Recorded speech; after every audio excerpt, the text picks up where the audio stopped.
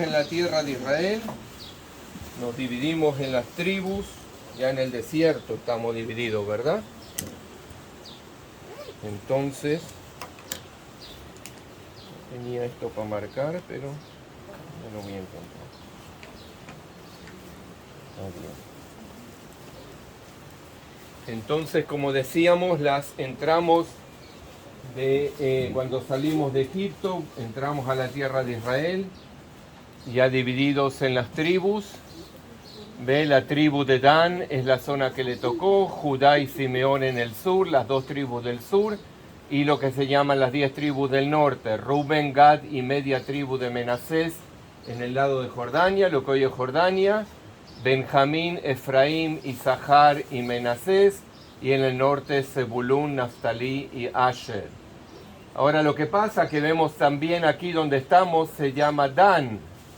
La tribu de Dan le tocó esta zona, pero la tribu de Dan no fue tan obediente, porque en esta zona estaban los filisteos, Goliat el grandote, ¿se acuerdan? Y la tribu de Dan no pudo conquistar el lugar que le tocó y se fue al norte aquí y encontró este lugar donde estamos ahora.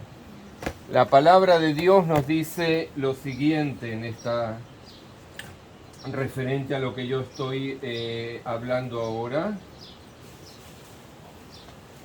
Vamos al libro de Jueces. Entonces, un minutito.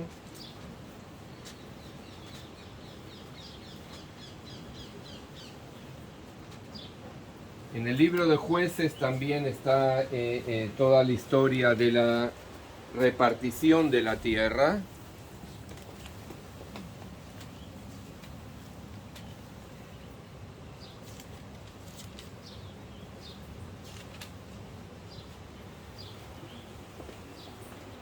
Y nos dice que en el libro de Jueces, capítulo 18, por ejemplo, habla de Micaías, ¿sí? Un sacerdote que ellos encontraron cuando la tribu de Dan se mudó de esta zona, se metió por la zona de Efraín y empezó a caminar hacia el norte, y encontraron un Micaía, que era un sacerdote que andaba por ahí ofreciendo sus servicios. Y dice que entonces los hombres que salieron de la región de Dan, de aquí a reconocer la zona, buscando una zona mejor a la que podían conquistar, que no había filisteos, dice que vinieron a Laish, y vinieron un pueblo que habitaba y estaba seguro y ocioso y confiado conforme a la costumbre de los de Sidón. Los de Sidón arriba, más arriba de Tiro, aquí Tiro y más arriba de Tiro Sidón. Entonces ven, esta zona de Dan ya estaba cerca de Tiro y Sidón, y dice que estaban ociosos y confiados conforme a la costumbre de los de Sidón, sin que nadie en aquella región les perturbase en cosa alguna, ni había quien poseyese el reino. Y estaban lejos de los sidonios y no tenían negocios con nadie. Y dice, después llegaron a Laish, estoy en el capítulo 18 todavía de Jueces, y dice, llegaron a Laish, pueblo tranquilo y confiado, y los hirieron a filo de espada y quemaron la ciudad. Los de Dan, ¿sí?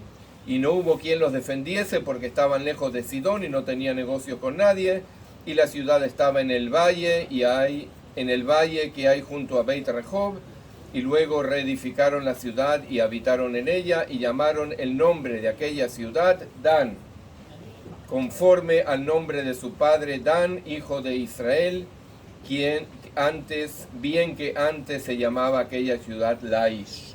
Entonces el nombre de esta ciudad antes de llamarse Dan era Laish, y así vivieron los hijos de Dan aquí en esta ciudad. Hasta hoy en día para nosotros la zona de Dan es la zona esta de la costa, cerca de Tel Aviv. Entonces Dan tuvo miedo, no pudo conquistar su ciudad, y entonces los hijos de Dan subieron aquí y conquistaron esta zona donde estamos nosotros ahora. Luego de todo eso, ustedes se recuerdan de la época de los jueces, que Israel pidió rey, ¿sí? Y entonces el último de los jueces, ¿quién fue el último de los jueces? El profeta Samuel. El último de los jueces fue ante Dios y le dijo, piden rey, ¿qué hago? Porque el rey de Israel eres tú.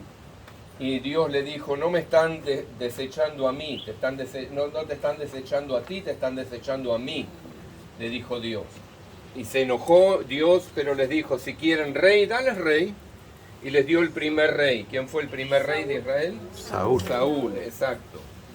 Y Saúl no hizo conforme a todo lo que Dios quiso, no fue obediente. Saúl fue un rey también que empezó bien y terminó mal, como uno que hablamos ayer de ese. Y entonces Dios sí les dio otro rey conforme al corazón de Dios, que se llamó David, el mejor rey que tuvo Israel. Y David quiso construir un templo, Dios no le dejó porque él era un guerrero, tenía las manos con sangre. Le dijo, un hombre de paz, un hombre de shalom, Shlomo, Salomón va a construir el templo después de ti. Y Salomón construyó el templo en Jerusalén. Y después de Salomón el reino se dividió en dos. ¿Se acuerdan? Estamos haciendo historia rápida, pero quiero que a ustedes les quede un poco claro. Y después que el reino se divide en dos, la parte sur del reino se va a llamar Judá, el reino de Judá, y la parte norte del reino se va a llamar Israel. ¿Ven esta línea azul? Esto es el reino de Israel. Sí, todo esto menos las dos tribus del sur, Judá y Simeón. Entonces el reino de Israel al norte y el reino de Judá en el sur. Después de Salomón, el hijo de Salomón quedó como rey en Judá. Sí, Roboam, el hijo de Salomón queda como rey en Judá, y en Israel queda uno como rey que no tenía nada que ver, era un tipo medio, no fue muy bueno delante de Dios, se llamó Jeroboam, ¿se acuerdan? Entonces me voy a Primera de Reyes 12. Primera de Reyes 12 dice lo siguiente. Sí, estamos saltando de época, empezamos con las tribus y ahora estamos después de David y Salomón, cuando el reino estaba dividido, y el rey de Israel de la parte norte era Jeroboam. Ahora Jeroboam, el templo todavía seguía existiendo aquí en Jerusalén, aquí está Jerusalén. Sí, aunque el reino estaba dividido, pero el centro de la religión, el centro del corazón era Jerusalén. Todavía había templo en Jerusalén.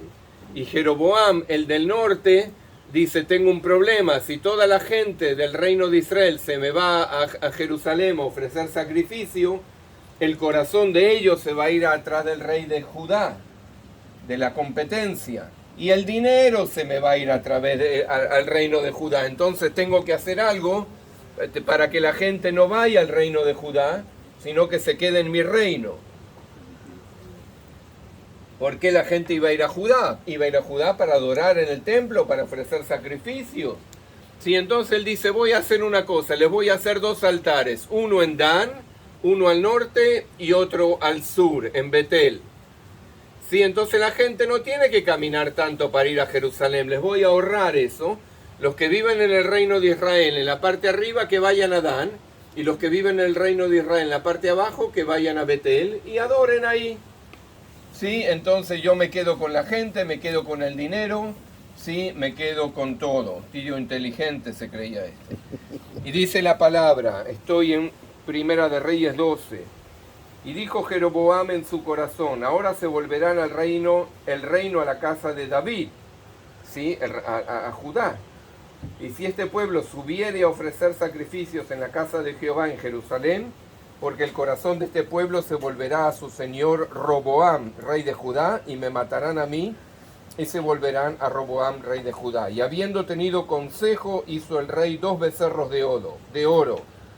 Y dijo al pueblo, bástate, habéis subido a Jerusalén. He aquí tus dioses, oh Israel, los cuales te hicieron subir de la tierra de Egipto. Y puso uno en Betel y el otro en Dan. Y esto fue causa de pecado, porque el pueblo iba a adorar delante de uno hasta Dan, E hizo también casas sobre los lugares altos, e hizo sacerdotes entre el pueblo que no eran de los hijos de Leví.